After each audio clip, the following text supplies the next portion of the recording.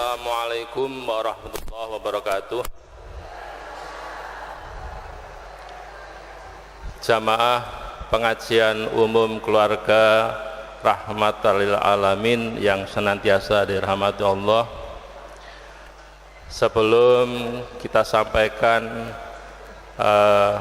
pengajian rahmatan lil alamin yang insyaallah pada hari ini, hari Ahad tanggal 15 Oktober sampun rawuh Ustadz Arif Saifuddin saking Batu Malang, dan insyaallah untuk tanggal 1 November pengajian keluarga rahmatul alamin insyaallah akan disampaikan oleh Ustadz Pit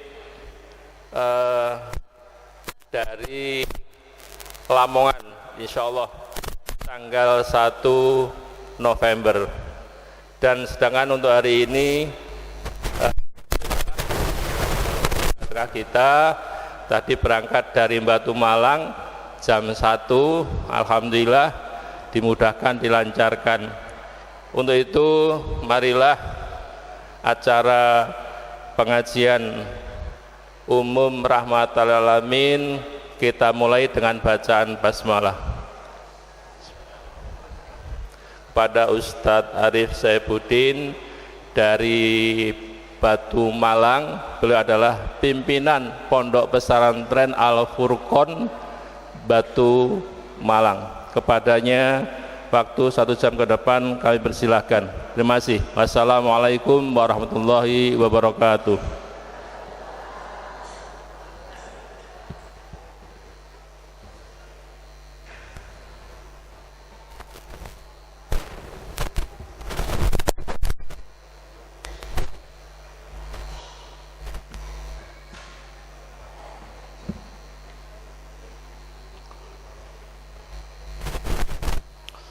Bismillahirrahmanirrahim. Assalamualaikum warahmatullahi wabarakatuh.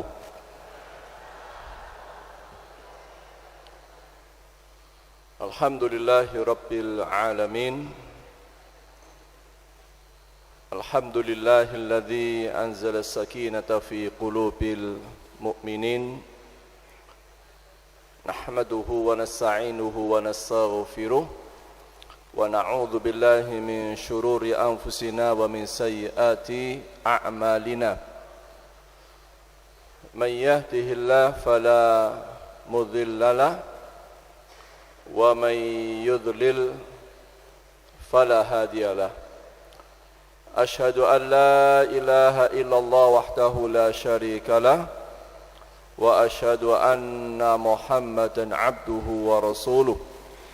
Allahumma salli wa sallim wa barik ala nabiyyina Muhammad wa ala alihi wa ashabihi wa man sara ala sunnatihi ila yaumiddin. Allahumma inna nas'aluka ilman nafi'a wa na'udzu bika min ilmin la yanfa'. Rabbana ighfir lana wa liwalidayna warhamhuma kama rabbayana shighara. Rabbi ij'alni muqimas shalah wa min dzurriyyati Rabbana wa taqabbal du'a.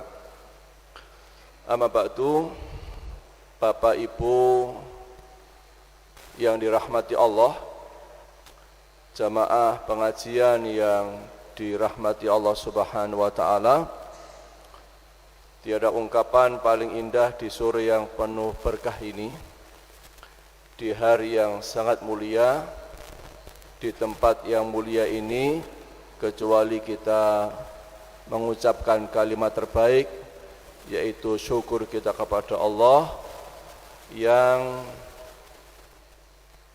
memudahkan langkah kaki kita sampai di tempat ini, dan kita semua berharap mudah-mudahan duduk kita di sini menjadi tambahan amal kebaikan.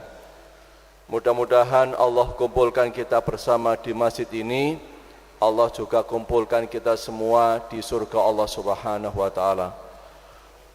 Salawat dan salam semoga Allah taala senantiasa limpahkan, Allah curahkan kepada manusia terbaik, ayah terbaik, pemimpin terbaik, suami terbaik, yaitu Rasulullah sallallahu alaihi wasallam.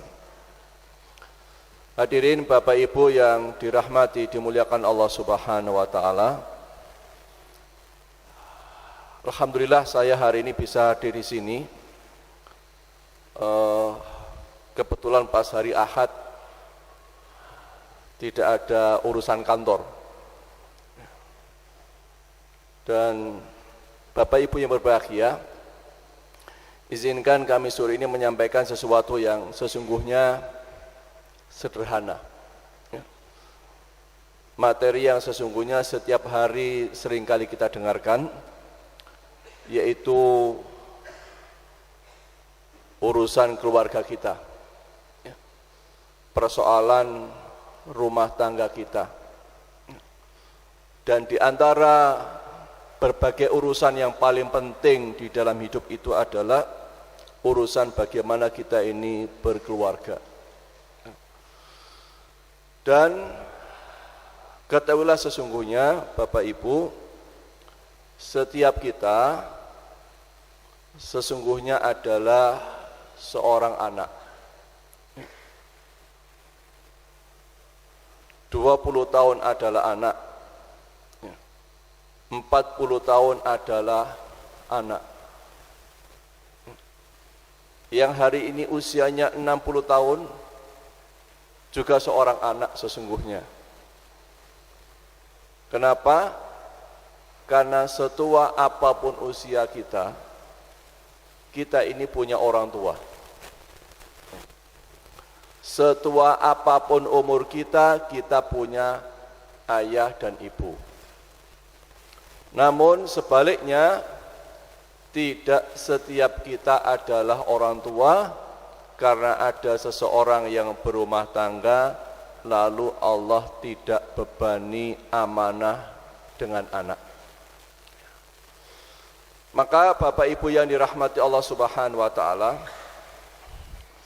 salah satu perkara yang penting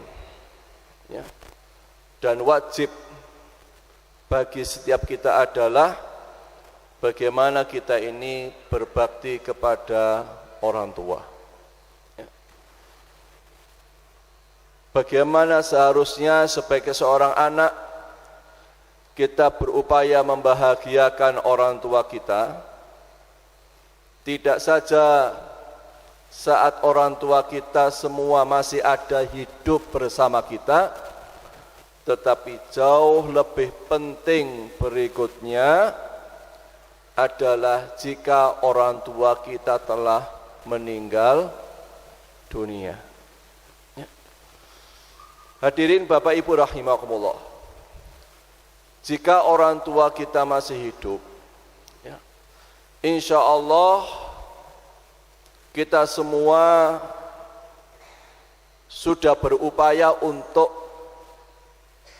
berbakti kepada orang tua kita.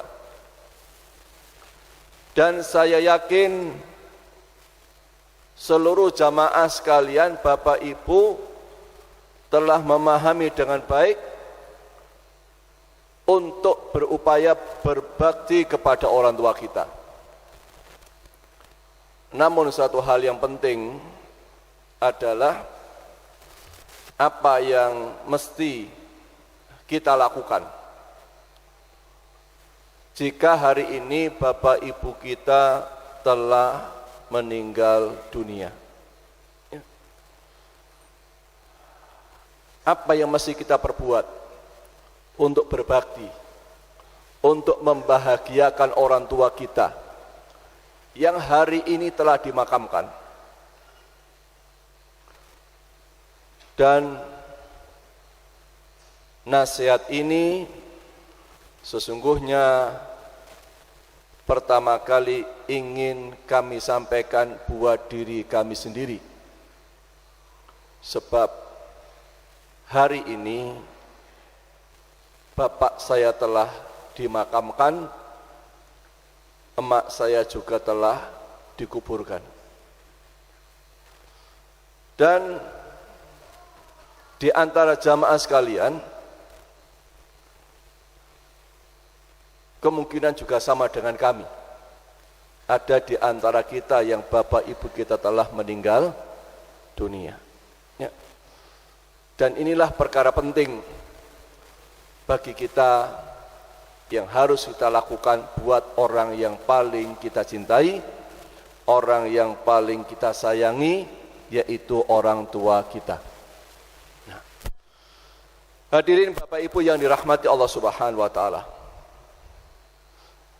Kita pernah mendengar satu sabda Nabi sallallahu alaihi wasallam. Idza mata ibnu adama in qata'a 'amaluhu illa min thalath. Jika saya meninggal dunia dan kita semua yang jadi orang tua meninggal dunia semua, maka seluruhnya tidak bermanfaat kecuali 3 hal.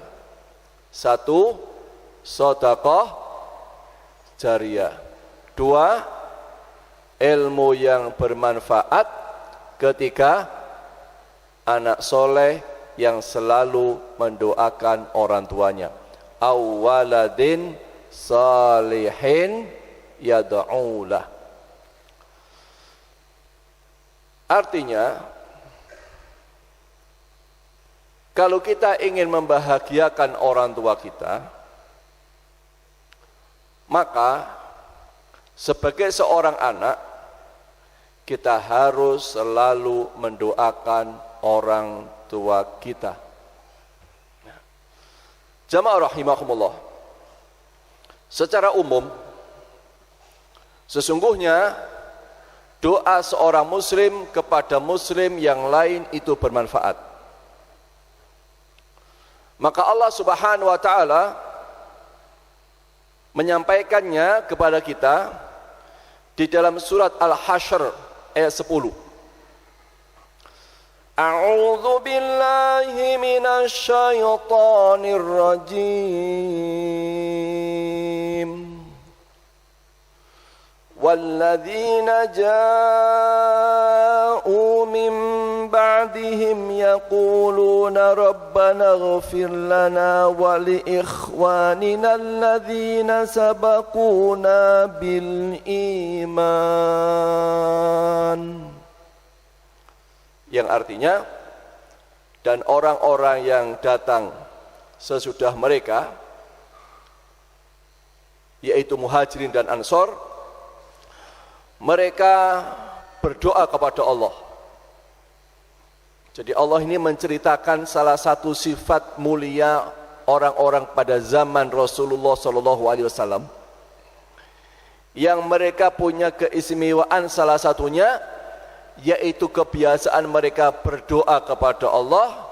Doanya adalah, ya Allah, ampuni dosa kami dan dosa orang-orang beriman yang telah mendahului kami.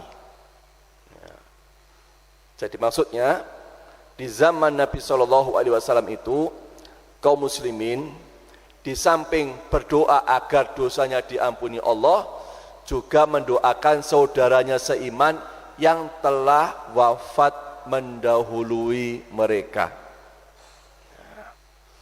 Jadi mendoakan sesama muslim agar dosanya diampuni Allah itu sesuatu yang bermanfaat dan menjadi salah satu sifat mulia orang-orang beriman. Dan ini Bapak Ibu rahimakumullah, biasanya kita lakukan sepekan sekali secara umum, yaitu saat kita sholat Jumat.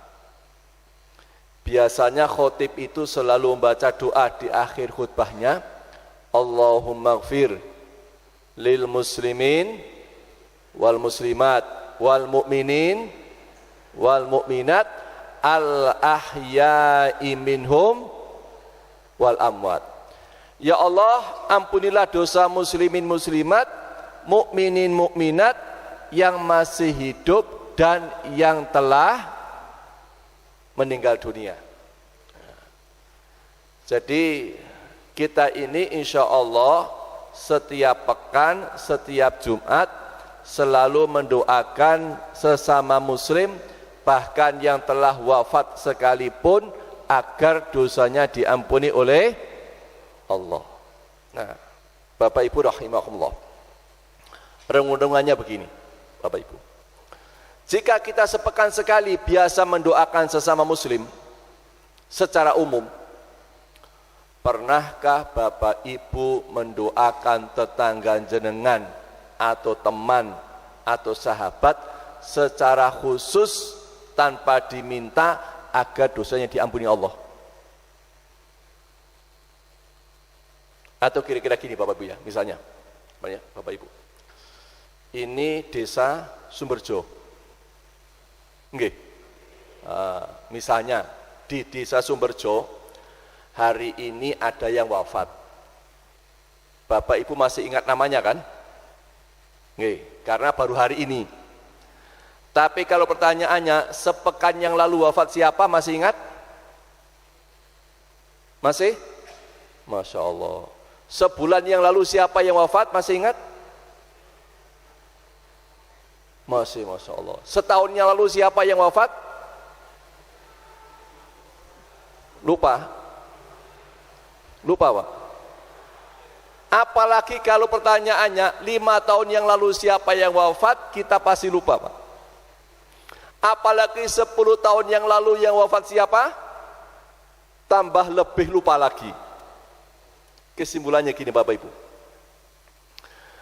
kalau nama tetangga kita yang wafat, teman kita yang wafat, kita tidak mengingatnya, apalagi mendoakannya. Ingat saja tidak namanya, apalagi mendoakannya.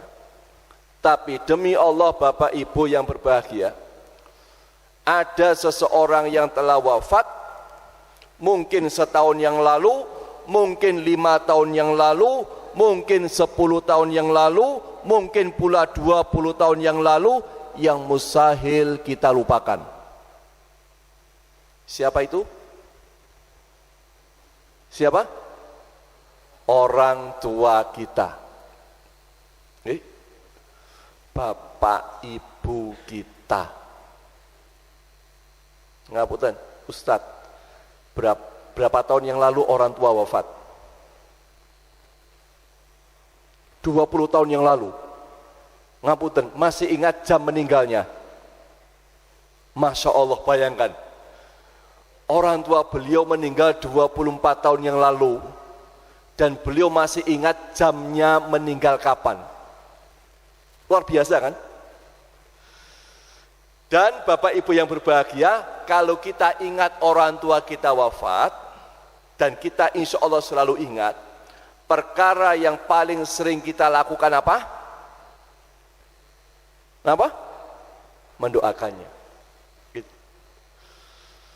Artinya Bapak Ibu, saya ulang ya, semua orang hari ini telah melupakan orang tua kita yang telah wafat.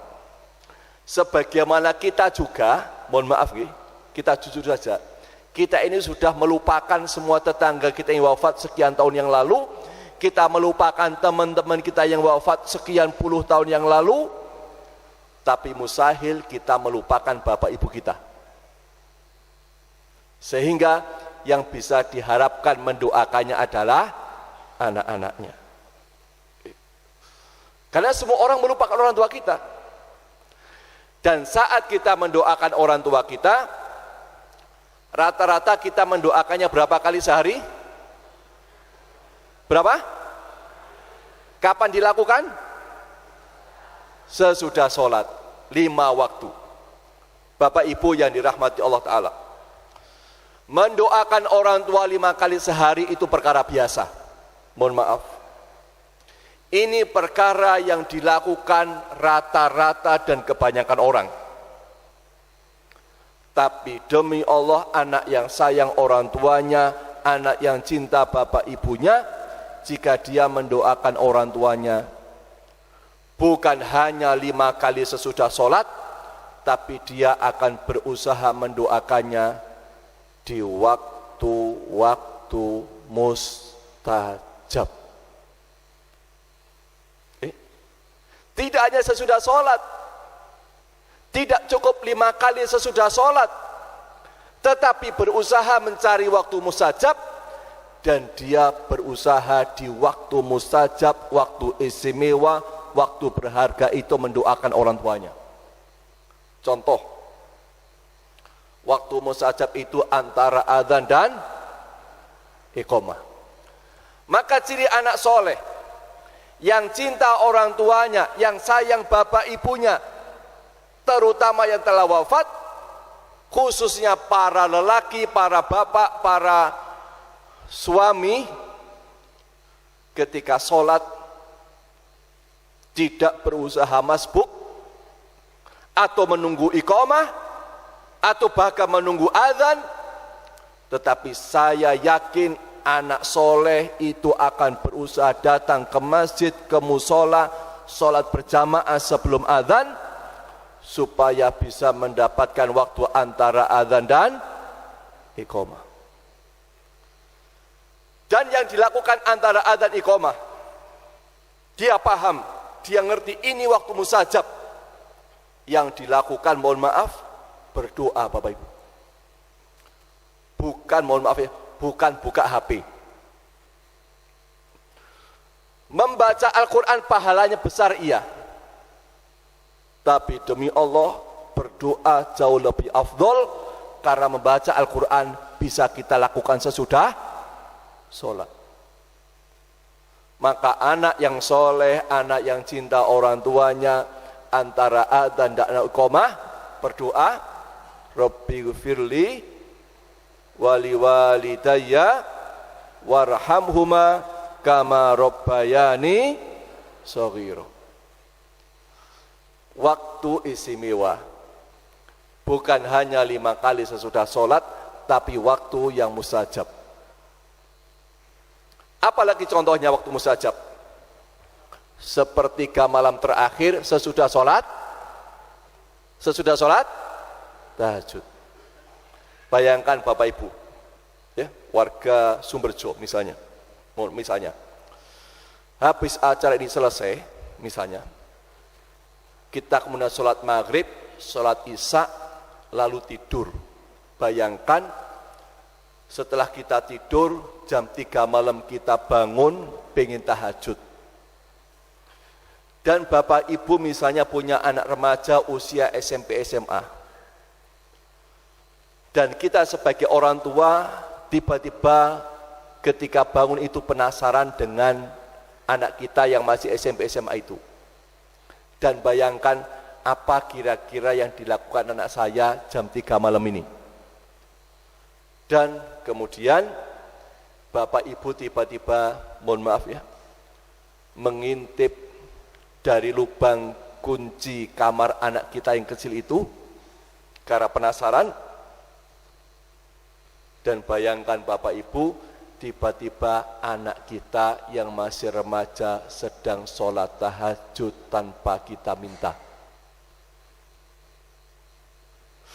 Bayangkan Bapak Ibu, anak Bapak Ibu semua sedang tahajud tanpa dibangunkan, tanpa disuruh. Begitu penasarannya kita luar biasa. Kita lihat anak kita sampai selesai sholat tahajudnya. Dan tiba-tiba di akhir tahajud anak kita, setelah witir, di atas sajadahnya, di dalam kamarnya sendirian, tiba-tiba kita mendengar suara lirih dari bibir anak kita yang mengangkat tangan minta kepada Allah dengan doa, Rabbi ghfirli wali walidayya warhamhuma kama rabbayani shaghira. Bayangkan Bapak Ibu, anak kita sholat tahajud, anak kita masih remaja tahajud tanpa disuruh lalu mendoakan kita. Saya sangat yakin Bapak Ibu pasti akan jatuh air matanya, terenyuh bahagia. Saya yakin Bapak Ibu akan nangis, hati luluh bahagia, karena menyaksikan anak kita yang remaja tanpa diminta sholat tahajud. Yakin Bapak Ibu akan nangis. Nangis bahagia. Kenapa? Karena Bapak Ibu sudah bisa bayangkan, ya Allah, anak saya hari ini mendoakan saya tahajud tanpa disuruh. Saya yakin nanti kalau saya wafat, saya meninggal dunia, anak saya pun akan tahajud dan mendoakan saya begitu. Bapak Ibu. Dan itulah sesungguhnya hari ini demi Allah Bapak Ibu, itulah yang sungguhnya yang diharapkan orang tua kita yang telah dimakamkan, Bapak Ibu kita yang telah dikuburkan. Mereka berharap dan sangat berharap kita sholat tahajud dan mendoakan beliau. Karena hari ini Bapak Ibu, tidak seorang pun yang mendoakan orang tua kita. Tidak ada tetangga yang mendoakan Bapak Ibu kita. Tidak ada teman-temannya yang mendoakan orang tua kita.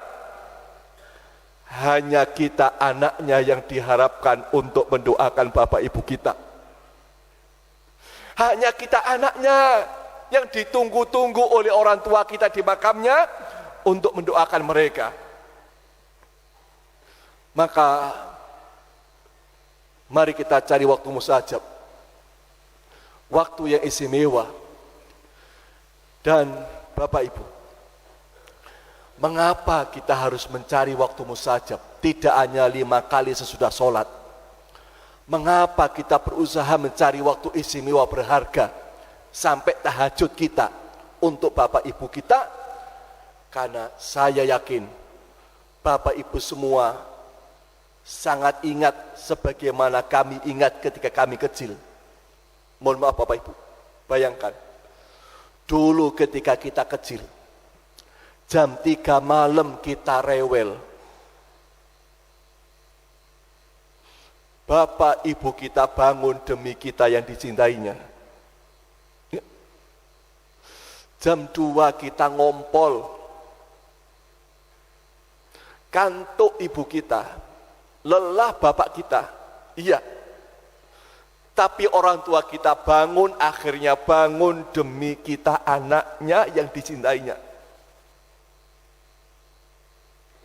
Jangankan jam 2 malam Bapak Ibu, jam 1 malam, jam 12 malam. Bapak kita kerja mulai pagi sampai malam, lelah payah. Ibu kita ngurus kita mulai pagi sampai malam, payah lelah. Ditahan kantuk, ditahan lelah, bangun demi kita anak-anaknya. Karena sayangnya kepada kita, karena cintanya luar biasa kepada kita. Maka Bapak Ibu rahimakumullah, sekali lagi cari waktu mustajab, cari waktu berharga, cari waktu istimewa, sebagaimana orang tua kita mengistimewakan kita di atas seluruh urusan dan pekerjaannya. Karena tidak ada orang paling sayang kepada kita kecuali orang tua kita. Tidak ada yang paling cinta kecuali bapak ibu kita. Itu satu, Bapak Ibu. Yang kedua, jika Bapak Ibu mendoakan orang tua, di samping melakukannya di waktu mustajab, yang kedua adalah doakan Bapak Ibu kita dengan doa sebanyak-banyaknya. Ketika baca Rabbighfirli, ulang-ulang doa itu. Kenapa harus diulang-ulang? Kenapa harus diperbanyak doa itu? Karena Nabi kita sallallahu alaihi wasallam pernah berpesan dalam sabda beliau tentang kisah indah di surga, yaitu kisah orang tua yang Nabi ceritakan dia masuk surga dan mendapatkan surga yang sangat tinggi mulia. Lalu orang tua ini heran Bapak Ibu. Kenapa heran? Dia merasa ketika di dunia amal ibadahnya biasa, tapi surganya mendapatkan surga mulia tinggi luar biasa. Karena heran, lalu tanya kepada Allah, ya Allah, dari mana aku mendapatkan surga yang tinggi mulia ini? Dari mana ya Allah? Aku di dunia orang biasa, sholatku biasa, puasaku biasa, ibadahku biasa. Tapi kenapa surgaku tinggi mulia? Lalu Allah katakan, sebagaimana disabdakan oleh Nabi kita sallallahu alaihi wasallam, Allah jawab, fayaqulu bistighfari waladika laka. Kata Allah, ya fulan, itu engkau dapatkan dari doa istighfar anakmu buat dirimu. Bayangkan Bapak Ibu. Jadi surga orang tua kita itu tinggi mulianya, salah satunya ditentukan oleh doa anak buat orang tua. Maka Bapak Ibu rahimakumullah, para ulama menjelaskan hadis ini bahwa semakin banyak, semakin sering, semakin diulang-ulang doa Rabbighfirli, maka semakin tinggi, semakin mulia derajat orang tua.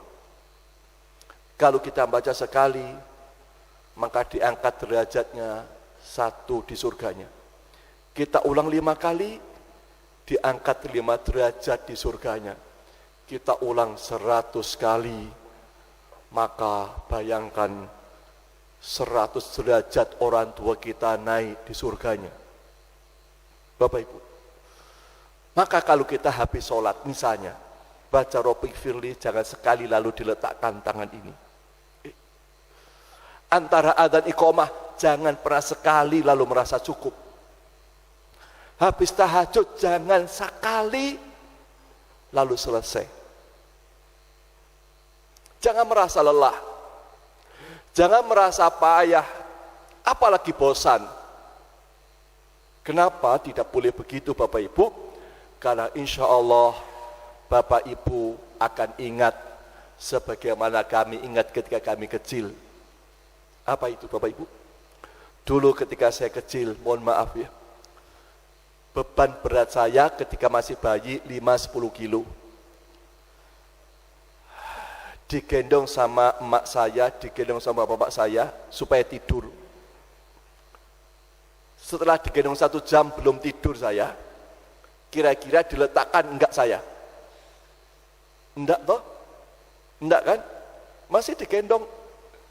2 jam kita belum nyenyak, ditaruh? Enggak Bapak Ibu, masih digendong. 3 jam, 4 jam belum tidur, gimana? Tetap digendong. Mungkin pundak orang tua kita dulu pakai selendang, sampai sakit mengeras karena gendong kita, ditahan. Mungkin bapak kita sudah payah lelah dari sawah, dari ladang, nyangkul, bertani, tapi demi kita digendong sampai kita tertidur. Dan hari ini Bapak Ibu, kewajiban kita jauh lebih ringan daripada orang tua kita. Apa itu? Mengangkat tangan, mendoakan orang tua kita. Dan demi Allah, Bapak Ibu, di atas tangan ini tidak ada beban 1 on pun, tidak ada beban 1 gram pun. Dan itu lebih berat Bapak Ibu kita ngerawat kita daripada kita ngangkat tangan ini. Maka perbanyak doa begini, ulang-ulang doa untuk orang tua kita. Dan bayangkan, ya Allah, saya pengen bapak saya surganya tinggi ya Allah. Ya Allah, saya pengen ibu saya di surga terbaik. Ya Allah, saya cinta bapak ibu saya pengen beliau mendapatkan surga termulia. Maka doakan berulang-ulang Bapak Ibu. Itu tanda anak cinta orang tua, sayang bapak ibunya. Ya. Bapak ibu rahmati Allah subhanahu wa ta'ala. Jadi yang pertama adalah doa. Ya. Dan sekali lagi, doa di waktu mustajab. Kedua, perbanyak doa buat orang tua. Ya. Yang berikutnya, Bapak Ibu rahimakumullah, yang akan membuat orang tua kita berbahagia yang telah wafat adalah jika selama di dunia orang tua punya hutang, punya kewajiban atas dua hal. Satu, hutang kepada manusia. Dua, hutang kepada Allah. Satu, hutang kepada manusia. Bapak Ibu insya Allah kalau takziah pasti ingat. Saat pemberangkatan jenazah selalu disampaikan, jika almarhum punya hutang kecil mohon diikhlaskan. Kalau besar gimana? Berhubungan dengan ahli waris. Karena urusan hutang itu urusan paling berat, paling rumit, paling sulit di antara semua urusan. Sampai Nabi menyampaikan, jiwa seorang mukmin itu tergantung sampai hutangnya terbayarkan, terlunasi. Bahkan yang lebih dahsyat Bapak Ibu, Nabi sampaikan dalam hadisnya, seseorang yang mati syahid perang, taruhannya nyawa, tetes darah pertama jatuh ke bumi, semua dosa diampuni kecuali urusan hutang. Bayangkan Bapak Ibu, jihad itu ibadah paling puncak, jihad itu ibadah paling besar, jihad itu fadilahnya paling luar biasa. Tetapi sehebat-hebatnya jihad, ketika punya hutang tidak bisa selesai. Beratnya hutang. Bahkan suatu saat didatangkan ke sebuah riwayat hadis, didatangkan kepada Nabi jenazah. Ya Rasulullah, minta tolong disolatkan. Nabi tanya, apakah jenazah punya hutang? Dijawab tidak. Lalu Nabi nyolatkan jenazah itu. Datang jenazah kedua, Nabi tanya lagi, apakah punya hutang? Dijawab, ya. Nabi mengatakan, Anda yang menyolatkannya. Apa maknanya? Nabi enggan menyolatkan jenazah yang punya hutang. Bayangkan Bapak Ibu, sampai Nabi tidak mau menyolatkan jenazah punya hutang. Nabi tidak mau karena beratnya urusan hutang itu. Lalu mendengar Nabi ngomong begitu, salah seorang sahabat yang bernama Qatadah mengatakan, ya Rasulullah, saya yang menanggung hutangnya. Lalu Nabi menyolatkan jenazah itu setelah ada yang menjamin untuk melunasi hutangnya. Bapak Ibu, bayangkan ya.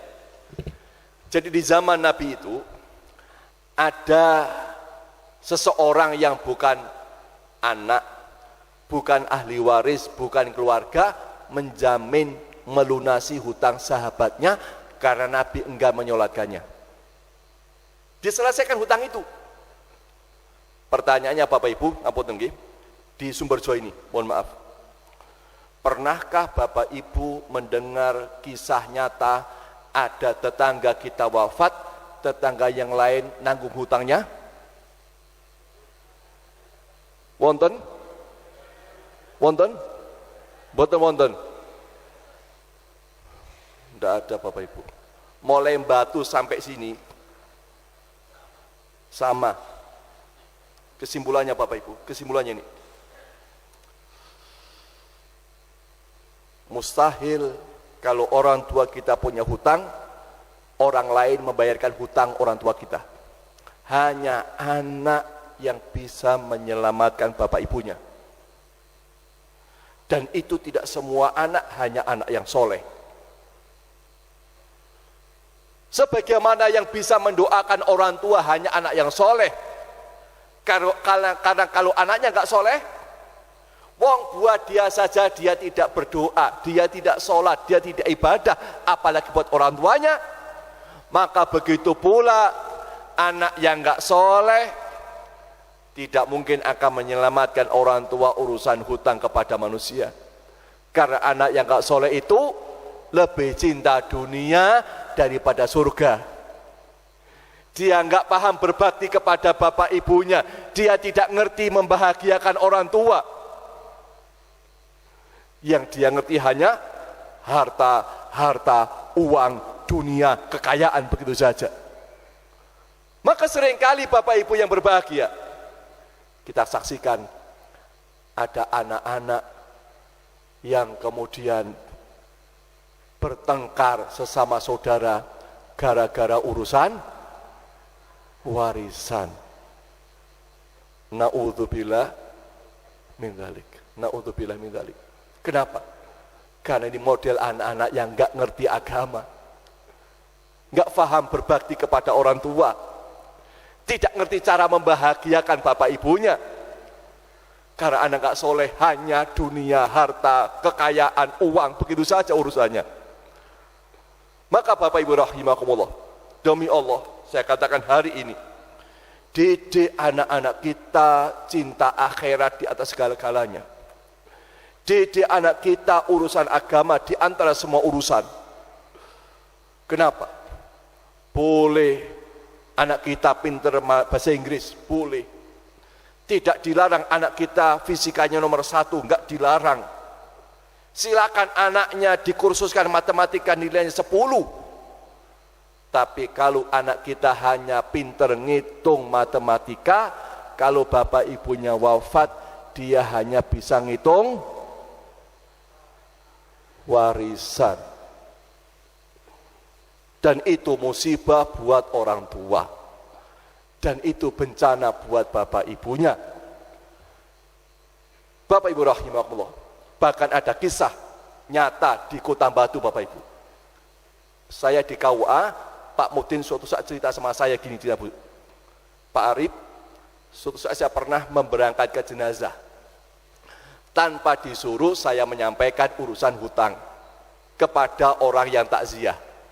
Beliau menyampaikan, kalau hutang ini besar para jamaah sekalian, nanti silakan berhubungan dengan ahli waris. Setelah jenazah diberangkatkan, selesai pemakaman, 7 hari berikutnya, tiba-tiba datang seseorang kepada keluarga almarhum, lalu ngomong, tamu ini, Pak, mohon maaf, kemarin kami takziah ketika bapak penjenengan wafat. Dan kami mendengar dari Pak Mudin bahwa kalau ada urusan hutang, diminta berhubungan dengan keluarga ahli waris. Dia cerita, bapak Anda dulu hutang sama saya beberapa ekor sapi. Kami minta ini dilunasi. Bayangkan apa kata anak? Dia mengatakan, saya tidak tanggung jawab, bukan urusan saya. Bahkan saat anak mengatakan, apa? Saya tidak pernah pesan ke Pak Mudin urusan itu. Bayangkan Pak. Karena Pak Mudin memang biasa ngomong begitu itu tanpa diminta, wis ngomong Pak. Karena itu standar yang disampaikan ketika pemberangkatan jenazah. Itu standarnya, dipeseni apa tidak sama keluarga musibah, mesti ngomong begitu. Betul? Begitu omongannya, enggak dipeseni. Maka Bapak Ibu, bayangkan ini. Yang terbaik, kalau untuk almarhum, almarhumah, urusan hutang itu, yang terbaik adalah yang menyampaikan harus keluarganya sendiri dan disampaikan sebelum sholat jenazah. Sebagaimana Nabi kita SAW bertanya urusan hutang sebelum sholat jenazah. Itu terbaik. Tapi kalau misalnya belum sempat ketika mau sholat jenazah, mau berangkat pun nggak apa-apa, tapi yang paling afdol sebelum sholat jenazah. Itu yang dilakukan Nabi kita ketika mau nyolatkan jenazah. Yang kedua Bapak Ibu, ya, adalah urusan hutang kepada Allah. Apa contohnya? Contohnya hutang puasa Ramadan, puasa wajib. Nabi menyampaikan, man mata wa alaihi siyamun soma anhu waliyuhu. Barang siapa meninggal dunia punya hutang puasa, maka yang wajib membayar utang puasa adalah waliyuhu, ahli warisnya. Karena orang puasa harus dibayar, utang puasa harus dilunasi. Dan rata-rata yang biasa punya utang puasa siapa? Ibu-ibu nggih? Ibu-ibu nggih? Yang jadi masalah, seringkali ibu-ibu kalau punya utang puasa tidak ngomong ke suami. Betul Pak? Tidak cerita kepada anak. Dan ini bahaya. Kenapa bahaya? Mohon maaf, kadang-kadang utang puasa itu dilunasinya akhir-akhir. Bayangkan ibu-ibu nggih, misalnya Ramadan kemarin punya utang puasa 7 hari, belum dibayar utang puasanya, tiba-tiba wafat. Suami nggak ngerti, anak-anak nggak paham. Akhirnya semua keluarga diam, tidak membayarkan utang puasanya. Dan itu nanti jadi urusan pertanyaan akhirat. Maka biasakan para ibu-ibu, para wanita, kalau punya utang puasa, ngomong ke suami, bilang ke ayah, cerita ke anak-anak. Nduk le, Pak, aku punya utang puasa 7 hari. Insya Allah akan aku lunasi. Tetapi kalau tiba-tiba ajal menjemput, mohon dibantu melunasi utang puasa saya. Kan begitu. Sebagaimana utang kepada manusia, perintahnya wajib ditulis. Supaya ada yang tahu, ada saksi, ada yang melunasi. Begitu pula urusan utang puasa kepada Allah, ini lebih wajib untuk ditunaikan. Apalagi contohnya? Kewajiban kepada Allah. Orang tua punya niat haji, belum sempat terlaksanakannya, maka kita seringkali mendengar kalimat badal haji. Dan tidak ada tetangga batalkan haji tetangganya. Yang ada adalah anak badali haji orang tuanya. Dan bukan sembarang anak, laki-laki hanya anak yang soleh. Kenapa? Kalau anaknya nggak soleh, duit buat haji 56 juta itu besar, betul? Nggih. Kemarin kan 56 juta haji toh. Itu besar. Belum selamatannya. Nggih. Belum oleh-oleh buat tetangganya, Pak. Bisa 100 juta yang nggak soleh, eman, Pak. Tapi kalau anak soleh nggak apa-apa, ini karena saya sayang bapak ibu, saya cinta orang tua, saya pengen orang tua saya selesai urusan tanggungan hajinya. Apalagi contohnya? Contoh yang ketiga adalah jika orang tua hidup punya nazar, apapun nazar-nazar yang baik dan belum sempat tertunaikan, maka anak wajib menyelesaikan nazar orang tua. Contoh misalnya, ada orang tua punya nazar mewakafkan tanah dan belum terlaksana dan wafat, maka anak wajib menyelesaikan nazar wakaf tanah tersebut.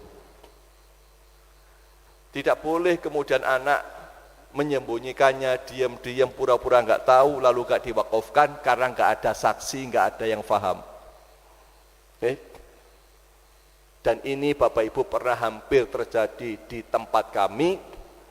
Pas saya tugas di KUA Batu, ada kisah nyata Bapak Ibu, kisah nyata Bapak Ibu.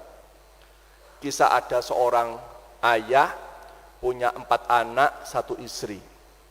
mau wakaf tanah seluas 3.980 meter persegi. Di sertifikat itu tertulis. Belum sempat terlaksana wakaf ke KUA, surat menyuratnya, wafat sang ayah ini.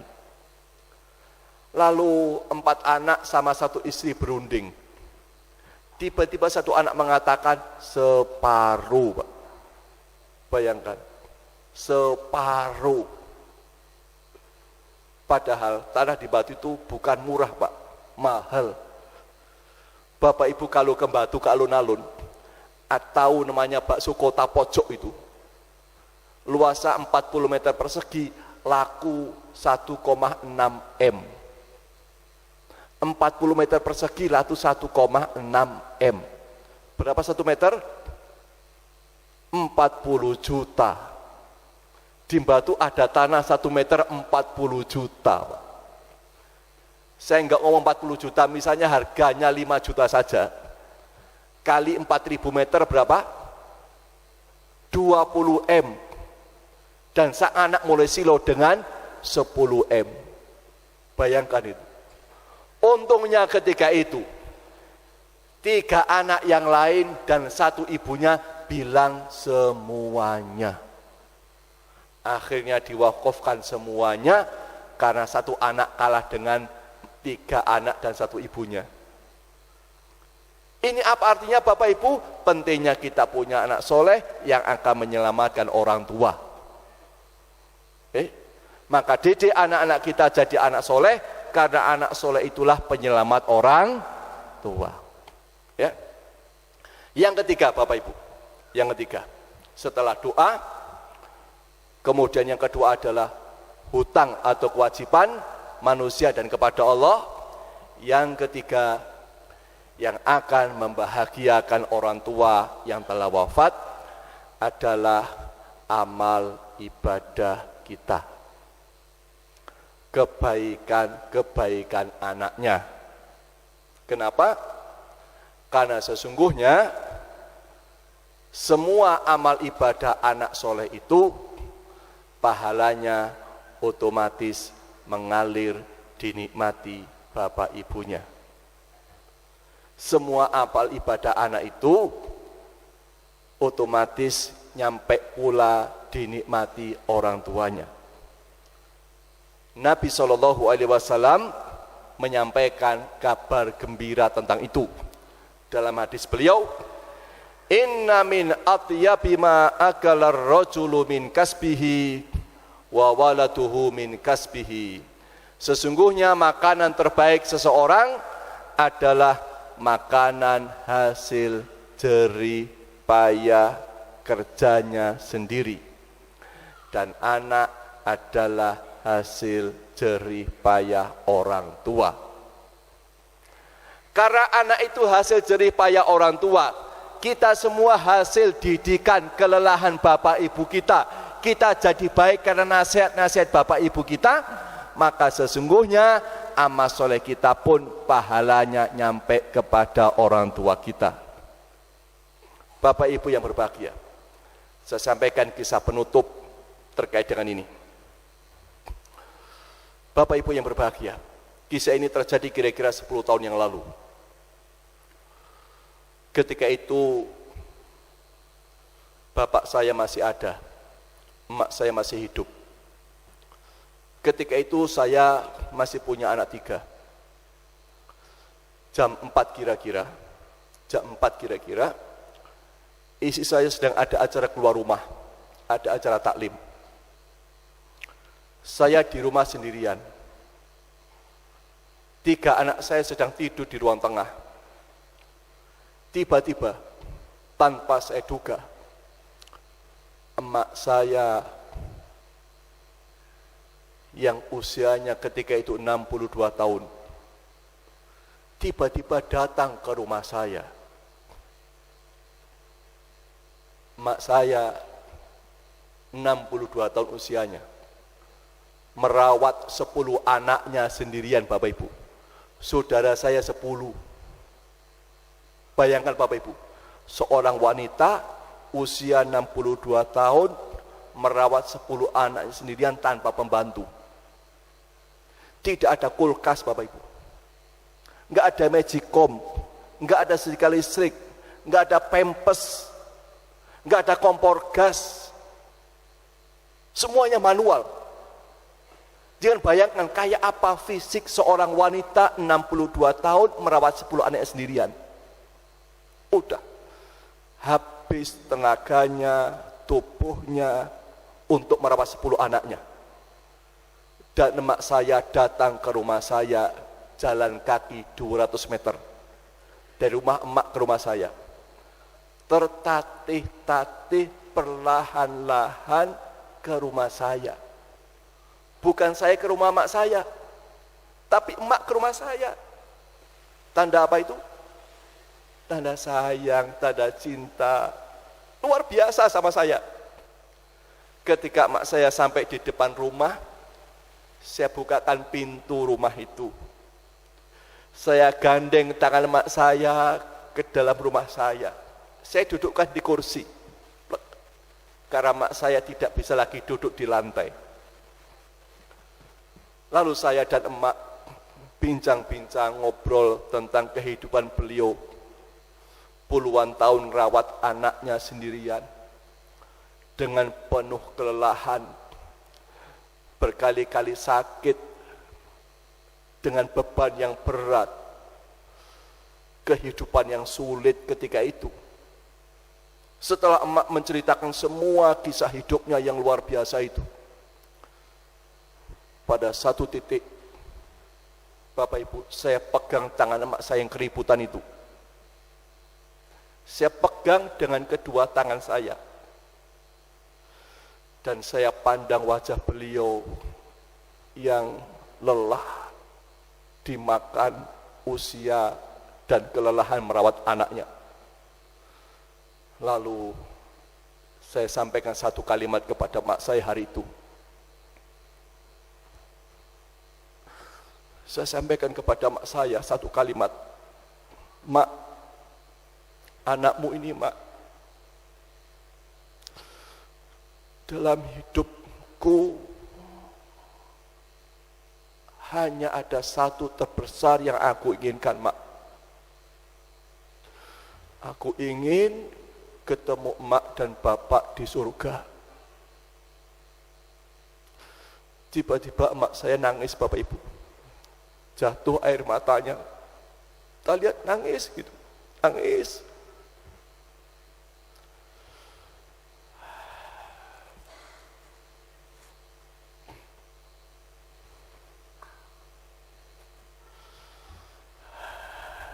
Saya ulang kedua kali lagi kalimat itu.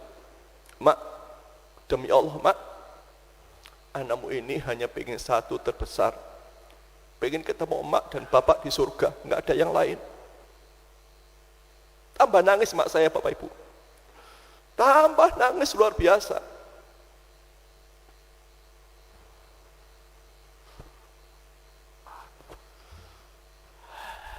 Sampai kemudian saya tutup dengan satu kalimat. Mak, kalau kita nanti ketemu di surga, aku yakin mak, surga emak dan bapak jauh lebih mulia daripada surgaku. Surga emak dan bapak jauh lebih tinggi daripada surgaku. Karena emak pasti tahu bahwa semua sholatku telah emak bapak dapatkan pahalanya. Semua puasaku mak, bapak emak telah nikmati pahalanya. Semua ibadah dan bacaan Quranku, bapak emak pula mendapatkan pahalanya. Bapak Ibu,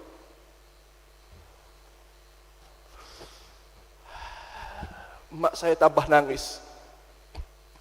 Basah wajahnya dengan air mata. Nangis luar biasa. Lalu saya peluk emak saya tubuhnya. Saya usap wajah beliau yang penuh air mata itu.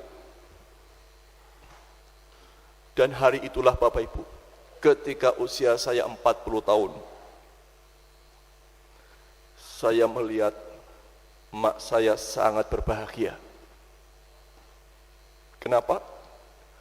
Karena beliau sedang melihat surga di depan wajahnya. Bagaimana bukan surga di depan wajahnya? Anaknya 10 Bapak Ibu, 10 bayangkan. Kalau seluruh anaknya 10 ini sholat 5 waktu dan dikasih usia 50 tahun, maka pahala sholat yang didapatkan bapak mak saya 500 tahun. Surga Bapak Ibu. Kalau semua anaknya dikasih kesempatan puasa Ramadan sampai 50 tahun, maka pahala puasa buat bapak mak saya 500 kali Ramadan.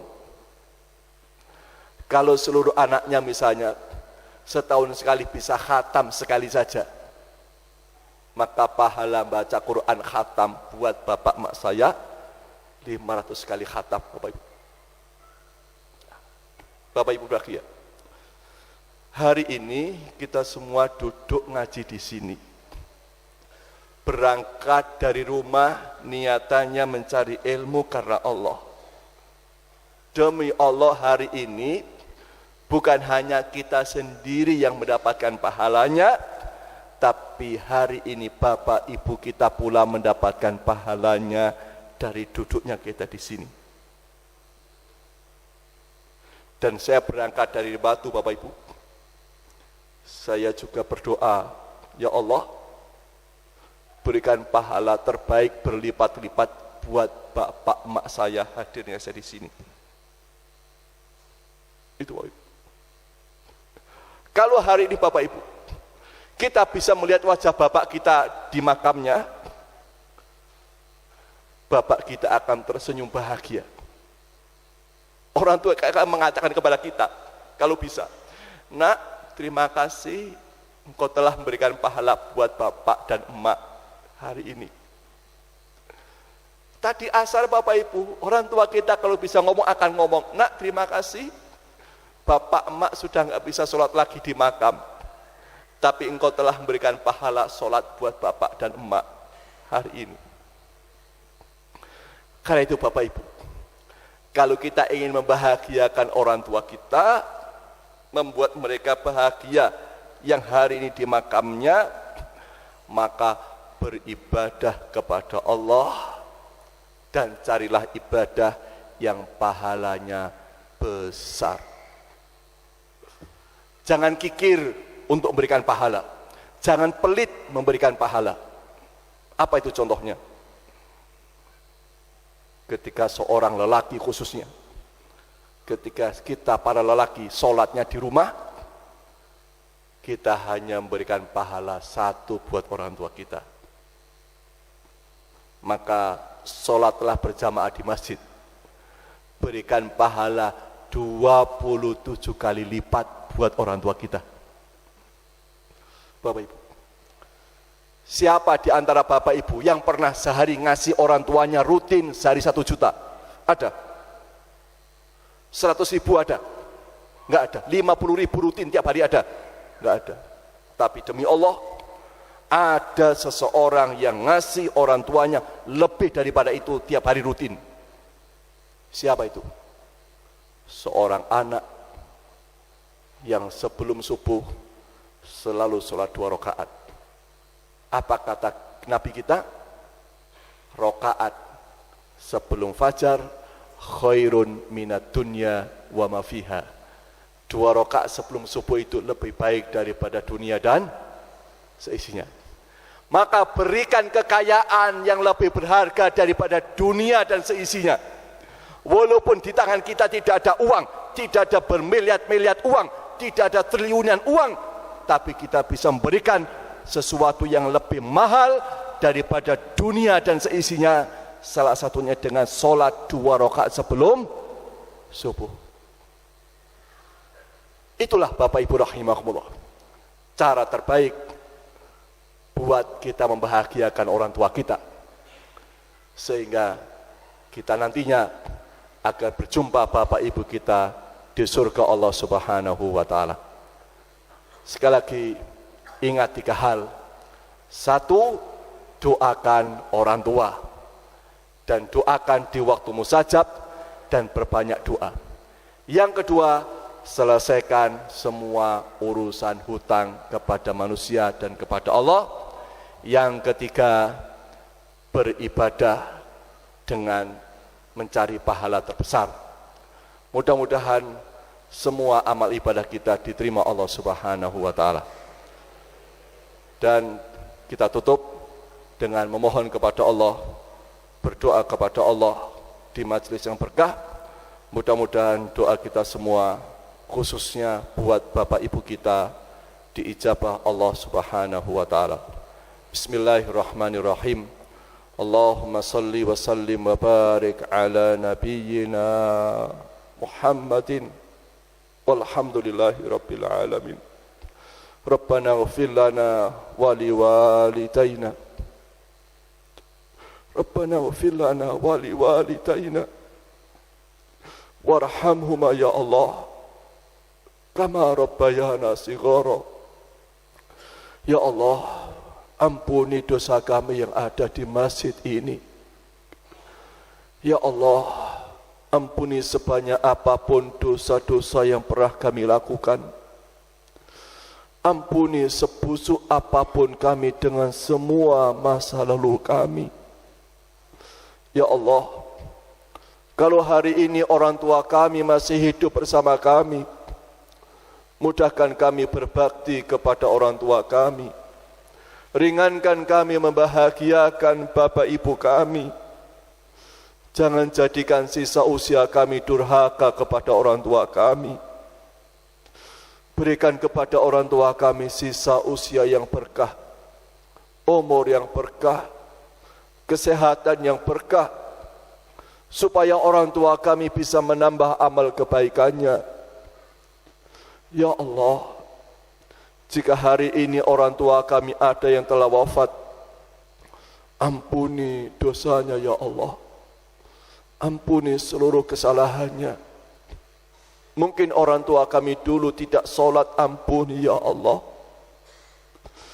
Mungkin bapak ibu kami dulu tidak berpuasa karena enggak faham, ampuni ya Allah. Ya Allah, hari ini ada di antara kami bapak ibu kami telah dimakamkan.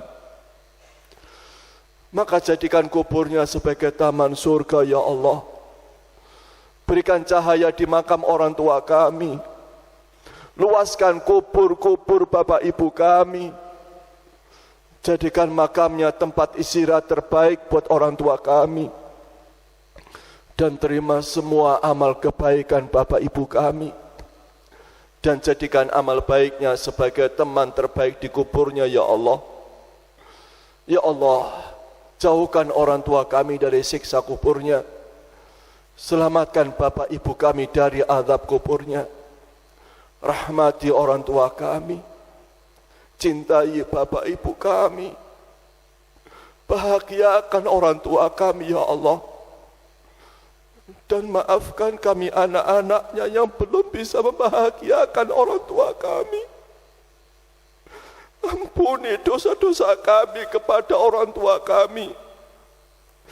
Ampuni kesalahan kami yang pernah ngomong kasar kepada orang tua kami.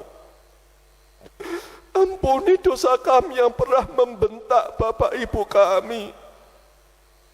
Ampuni kesalahan kami yang pernah membuatnya kecewa dan sakit ya Allah. Ya Rahman, Ya Rahim, ijabah doa kami. Terima doa kami ya Allah.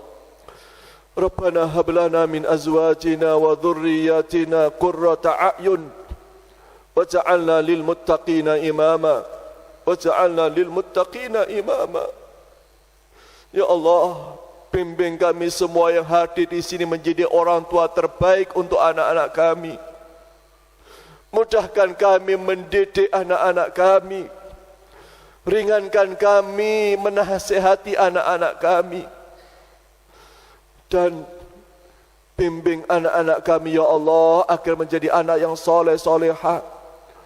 Anak-anak yang solatnya istiqamah ya Allah. Anak-anak yang solatnya khusyuk ya Allah. agar Engkau jauhkan anak kami dari semua dosa maksiat. Baguskan akhlak anak-anak kami, lembutkan hatinya ya Allah, agar anak kami bisa berbakti kepada orang tuanya. Ya Allah, jadikan keluarga kami keluarga yang bertakwa kepadamu. Allahumma ya muqallibal qulub, tsabbit qulubana ala ta'atik, wa tawaffana muslimin. Ya Allah, kokohkan iman Islam kami, kuatkan hati kami di dalam ketaatan ya Allah, dan wafatkan kami semua sebagai seorang muslim. Wafatkan kami semua husnul khatimah. Hatikan kami saat solat ya Allah. Cabut nyawa kami ketika sedang sujud. Wafatkan kami dan izinkan lisan ini membaca la ilaha illallah. Wafatkan kami saat Engkau cinta kepada kami. Matikan kami saat Engkau ridha, benar-benar ridha kepada kami. Ya Allah, jauhkan kami semua dari su'ul khatimah. Rabbana atina fid dunya hasanah wa fil akhirati hasanah wa qina adzabannar. Ya Allah, izinkan kami bahagia di dunia bersama anak-anak yang kami cintai. Izinkan kami bahagia bersama orang tua dan keluarga yang kami sayangi. Ya Allah, kami rindu ke surgamu. Kami juga rindu bertemu anak-anak kami di surgamu ya Allah. Khususnya buat orang tua kami, berikan surga terbaik ya Allah. Berikan surga paling mulia ya Allah. Izinkan kami berjumpa keluarga kami di surgamu. Ya Allah, selamatkan kami dari api neraka. Lindungi anak-anak kami dari siksa neraka. Selamatkan bapak kami dari siksa neraka. Jauhkan ibu kami dari azab neraka ya Allah. Wa qina adzabannar. Wa qina adzabannar. Wa qina adzabannar. Subhana rabbika rabbil izzati amma yasifun. Wassalamun alal mursalin walhamdulillahi rabbil alamin. Demikian Bapak Ibu rahimakumullah, sedikit yang bisa kami sampaikan. Mudah-mudahan bermanfaat buat saya dan kita semua. Ada khilaf salah, kami mohon maaf. Kami akhiri hadanallah wa iyyakum ajmain. Wassalamualaikum warahmatullahi wabarakatuh.